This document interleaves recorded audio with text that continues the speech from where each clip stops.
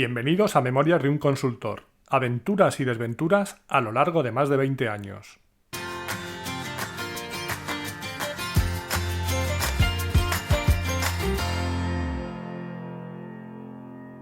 Hola, buenos días, buenas tardes o buenas noches y bienvenidos al episodio 58 de Memorias de un Consultor.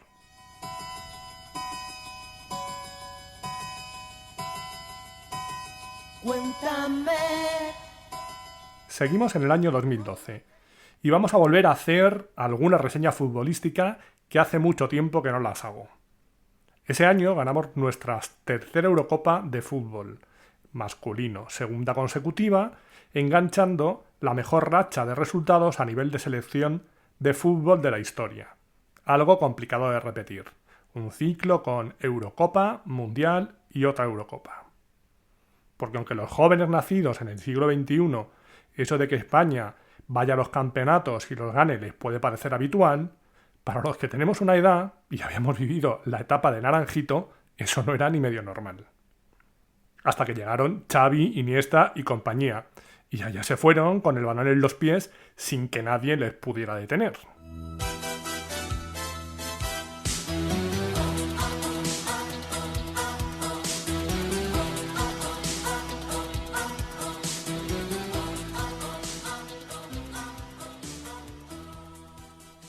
De hecho, hay una foto de esa final en la que aparece Iniesta rodeado de 4 o 5 italianos que parece sacada de un episodio de Oliver y Benji.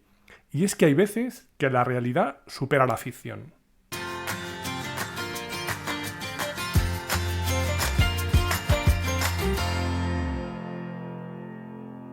Llevamos más de un año trabajando en la nueva empresa y mi malestar era cada vez más evidente. Lo cual no deja de ser un problema porque tener una nota discordante en un entorno de trabajo, esté más o menos equivocado esa nota discordante, nunca es cómodo. Evidentemente todo eso de puertas para adentro con mis socios. El resto podía intuir algo, pero no era tan evidente. Ahora, eso sí, ellos lo tenían muy claro. Ya me preocupaba yo de hacérselo saber. Creo que comenté en el episodio anterior que éramos socios a partes iguales y todos teníamos las mismas condiciones.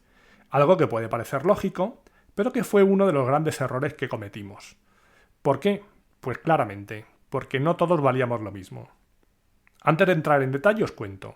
Yo hasta ese momento había sido socio de 3 empresas. La mía propia, una que monté a medias con Asdrúbal y esta última. La mía propia la monté en su momento, cuando pasé a facturar como empresa en lugar de como freelance y empujado en parte como conté en un episodio anterior. Sea como fuere, en esa hacía y deshacía como a mí me parecía, sin tener que darle explicaciones a nadie de si me gastaba 20 euros o 200 en algo. Después montamos la segunda, en la que estábamos Asdrúbal y yo al 50%. Y esa se encargaba de facturar a los clientes, pagar las nóminas de los trabajadores, etc. Nuestros trabajos de consultoría, los que hacíamos él y yo directamente, los facturaba también la empresa común. Pero después nosotros emitíamos una factura de nuestra empresa particular a esta común. De esta forma teníamos muy separado lo que era de cada uno y lo que era de la sociedad común. Además, así seguíamos manteniendo la independencia de que si alguien quería pagar una comida de 2.000 euros a nombre de la empresa, pudiera hacerlo contra su propia empresa, en lugar de hacerlo con la común sin darle explicaciones a nadie. Por supuesto, también podíamos hacerlo con la común, pero previo consenso. Como ya conté en su momento, en otro episodio, solo hubo una vez en todos esos años en los que no llegamos a un acuerdo y lo resolvimos lanzando una moneda al aire. Si no recuerdo mal, pasado un tiempo, aparte de facturar el trabajo que hacíamos directamente cada uno, nos pusimos un sueldo, que puede que fuera de 4.000 euros. Pero ya os digo que no recuerdo exactamente la cantidad ni desde cuándo, pero quedaos con esa cifra. Y por último llegamos a Esfera. 4 socios, al 25% cada uno, y aquí creo que nos pusimos directamente un sueldo para cada uno, el mismo para los 4, pero ya el trabajo que hacía cada uno no se facturaba aparte. Es decir, pongamos que nos llevábamos 8.000 euros cada uno. Bien, pues el que estaba todo el día pringado en un proyecto, como podía ser Asdrúbal, se llevaba eso, ni más ni menos. Que no digo que sea poco, pero es que el que se pasaba el día entero pensando en estrategias o en pájaros y flores, se llevaba lo mismo. ¿Era justo? Pues depende, porque como digo siempre, las cosas no se hacen solas, y hace falta gente para ejecutar y entregar las cosas, y gente para organizar, pensar, vender, etc. Eso sí, luego hace falta que los resultados sustenten todo eso. Y aquí es donde la cosa empezaba a hacer aguas. Por lo general, los salarios en la parte de SAP solían ser un poco más altos que en otras tecnologías. No me digáis por qué, pero eso era así por aquel entonces, y puede que siga siéndolo, aunque cada vez menos. Aparte, nosotros éramos más, o lo intentábamos, justos con nuestra gente, por lo que tenían salarios más altos, como habréis podido intuir en episodios anteriores. En aquellos tiempos, los clientes apretaban con las tarifas, ya que ya la coyuntura se lo permitía, y pretendían vengarse de todos aquellos sablazos que habían sufrido 10 años atrás en esos maravillosos proyectos de implantación de la mano normalmente de alguna de las grandes. El caso es que los números no terminaban de salirnos o no salían como nosotros esperábamos. A eso se une que en el desarrollo de producto lo único que hacíamos era invertir dinero, pero sin ningún retorno, ya que era una apuesta a medio plazo. Algo que nunca me ha parecido mal, lo de invertir, pero siempre con algo de sentido. Y en ese punto discrepábamos un poco. Yo no terminaba de verlo y los demás sí. Como comenté en algún episodio anterior, ellos pusieron más pasta que nosotros para montar la empresa, con la intención de ir recuperándola a medida que lo fuera permitiendo la situación. Pero esto era algo que se iba dilatando en el tiempo, y las cosas se empezaron a tensar un poco, en ese sentido. Es que nos debéis tanto, es que nosotros hemos puesto... Esas frases salían a relucir a menudo. En una de esas reuniones, en las que estaba también el responsable financiero, alguien que venía de su lado, pero en el que teníamos plena confianza, recuerdo que me dirigí directamente a él y le dije: a ver, Román, vamos a llamarle así, yo lo que creo es que tenemos un problema de base. Creo que tenemos unos gastos fijos demasiado altos. Nóminas, alquileres y demás aparte, creo que el problema real está en el sueldo de los socios. Creo que no valemos el coste que está soportando la empresa. Al menos alguno. ¿Qué opinas tú?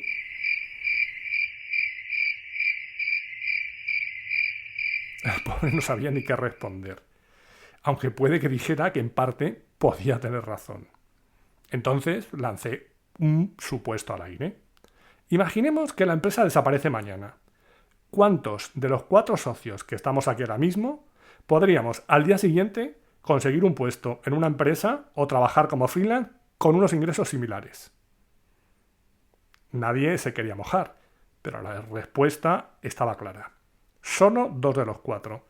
Y no voy a desvelar los nombres para respetar la confidencialidad de la reunión. Por lo tanto, estaba claro. Había un sobrecoste que era difícil de justificar. En cualquier caso, esas eran las reglas del juego, aceptadas por todos y no era cuestión de cambiarlas. Pero no estaba de más recordarlas para que todos fuéramos conscientes de la realidad.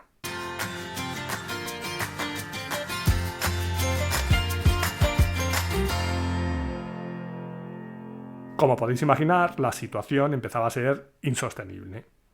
No tenía sentido estar siempre discrepando. Yo tenía claro que eso no me convencía, así que les dije claramente que creía que lo más honesto era ir pensando en cómo podíamos llegar a un acuerdo y pactar mi salida. Probablemente antes lo hablé con Asdrúbal y él pensaba que no había motivo para tirar la toalla, que era pronto, etc. Yo le dije que respetaba su decisión, pero pensaba que lo mejor para todos era que yo, que era el elemento discordante, me quitara del medio y les dejara seguir adelante con su estrategia. Ante esa propuesta de buscar mi salida, la respuesta de los otros fue: no, tú no te puedes ir. Y yo les dije: ¿y eso? Y me dijeron que seguro que había alguna forma de reconducir la situación. Yo les dije que lo veía complicado, pero que no tenía ningún problema en intentarlo, que yo lo había planteado como una posibilidad, pero que no tenía por qué ser algo inminente. Así que me pidieron que nos diéramos un tiempo. Y eso no suele funcionar. Incluso a veces hay gente que recurre a los servicios de un profesional.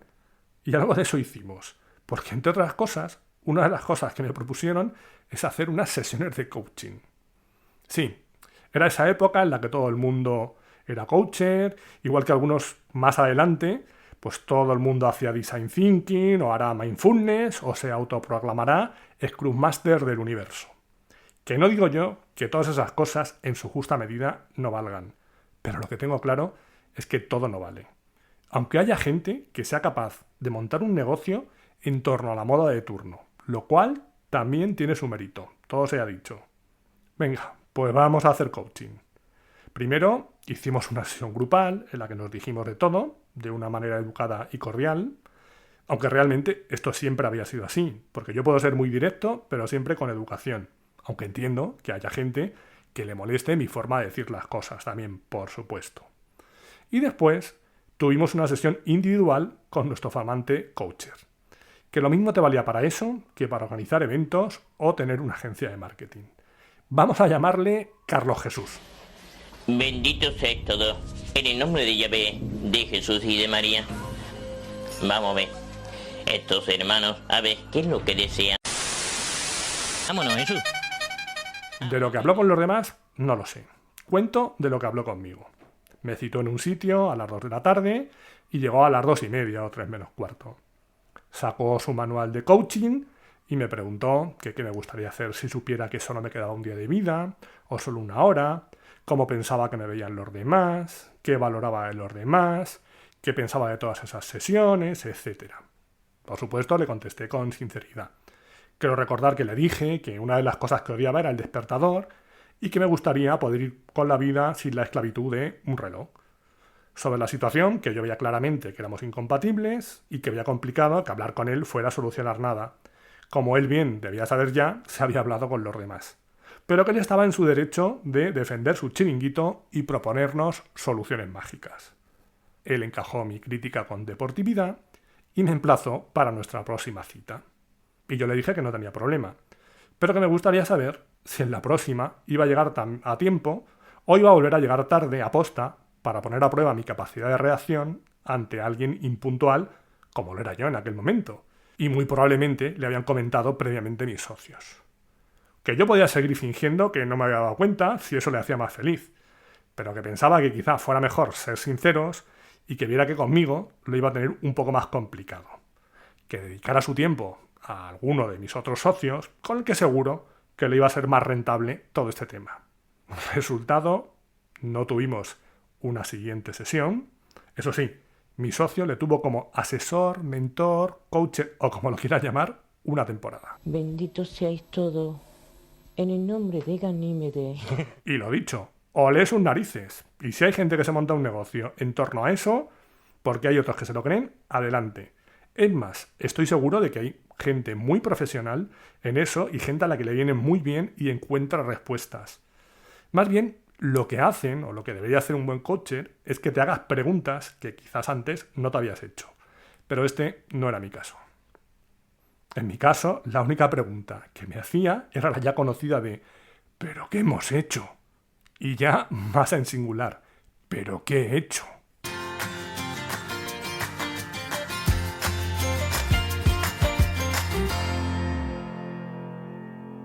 Llegados a ese punto, de haber pasado por esas sesiones y ver que la cosa no tenía muy buena solución, tocaba dar el siguiente paso y negociar las condiciones de salida. Por supuesto, no teníamos firmado ningún pacto de socios, ya que, como os he comentado, una empresa la monta cualquiera y muchas veces no piensas en eso. Pero es algo que creo que es muy recomendable si vas a montar una empresa con alguien. Firmad desde el primer día un pacto de socios en el que se establezcan las condiciones de salida para evitar problemas. Eso, o tener en cuenta un consejo que doy siempre que me preguntan sobre formar una empresa. Hay gente que a veces me pregunta si es mejor trabajar por cuenta ajena, o como freelance, o montar una empresa. Y siempre digo que depende de las circunstancias de cada uno y del carácter. Pero que si finalmente te decides por montar una empresa, mi único consejo sería el siguiente: que el número de socios sea impar y menor de 2. Que sí, que emprender tú solo, bueno, más que emprender, montar una empresa tiene también sus desventajas, pero ese es mi consejo, por mi experiencia propia. Y algunos casos que he vivido con cierta cercanía. Amigos de toda la vida, incluso familiares, han terminado regular después de montar una empresa. Por supuesto, eso no quiere decir que no puedas colaborar con gente, algo a lo que yo siempre estoy abierto. Bueno, siempre o casi siempre. Porque lo cierto es que siempre te puedes encontrar con propuestas sorprendentes como la que voy a contar a continuación. Cuando ya estaba claro que yo lo que quería era salir, expongo mis motivos en una reunión en la que estábamos los 4 y les digo directamente: el motivo principal, es que no quiero que asocien mi nombre con las formas de actuar y trabajar que tenéis vosotros dos, señalando a Pepe Gotera y Otilio, dejando a Asdrúbal al margen de todo eso. Y me preguntan, bueno, ¿y qué vas a hacer ahora? Y les dije, pues si os digo la verdad no lo sé. Prefiero cerrar esta etapa y después ya veré. Lo que sí sé es que seguiré dando formación con SAP como freelance, algo que no había dejado de hacer en ningún momento, pero que no me garantizaba nada. Y después ya veré con quién puedo colaborar o si monto algo, pero primero tengo que cerrar esta etapa. Un breve inciso. Para los que habéis escuchado los episodios anteriores, sabéis que teníamos diferencias más que evidentes. Para los que no, habéis escuchado este y acabo de decir que les señalo directamente y les digo, no quiero que me relacionen con vosotros. Todo claro, ¿no? Bien, pues aquí va la propuesta que me hizo Otilio. Oye, ¿y si tu idea es volver a trabajar como freelance? ¿Por qué no te planteas la posibilidad de trabajar en exclusividad para nosotros? Como decía al principio, la realidad a veces supera la ficción. Quiero recordar que no le insulté, a pesar del insulto a mi inteligencia que suponía semejante propuesta.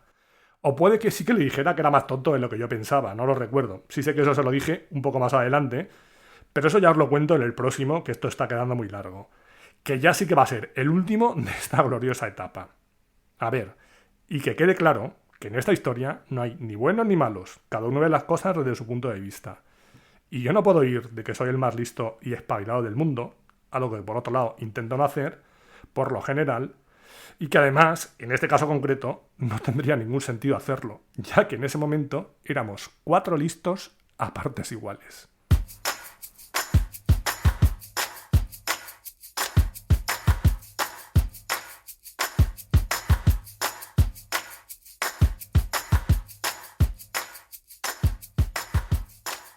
De todo esto aprendí muchas cosas, pero me quedo con estas 3. 1. Es importante ser consciente de lo que vales. 2. Mi más sincera admiración hacia los que montan un negocio en torno al término de moda en cada momento. Y 3. El número de socios ideal, impar y menor de 2.